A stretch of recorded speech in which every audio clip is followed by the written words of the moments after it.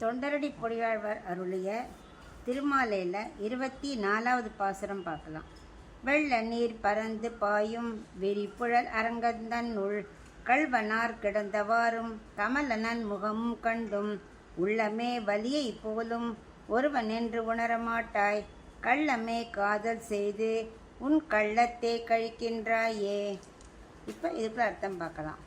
தன் நெஞ்சிட்ட சொல்கிறார், நெஞ்சே நீ பகவான்கிட்ட அப்படி பொய்க்காதல் கொண்டிருக்கியே, உலகத்தில் யாரிடமும் உண்மையாக நடந்துக்கவே மாட்டேங்கிற அப்படின்னு சொல்லிக்கிற. அதான் பெருமாள் நான் செய்ய இந்த பொய்க்கு அன்பையே அவர் நிஜம் நினச்சின்னு ரொம்ப அன்பை செலுத்துகிறார். அவர் நிஜம் நினச்சிண்டு இந்த அவர் எங்கே இருக்க காவேரி வெள்ளம் போல் எல்லா இடம் பறந்து பாயறதே, அதனால் சோலைகளும் நல்லா விரிஞ்சு அழகாக இருக்குது.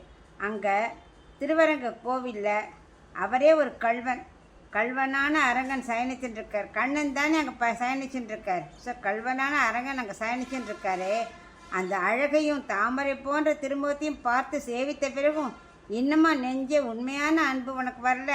இப்படி இரும்பு போல இருக்கும் உள்ளமே அவன் ஒப்பற்றவன் உணரவில்லையா? கள்ளக்காதல் செய்தே காலத்தை கழிக்கின்றாயே அப்படிங்கிற. இதோட ஆழ்வாருக்கு பெருமாள் செய்த உபகாரங்கள்லாம் முடிவடைகிறது இந்த பாசுரத்தோட.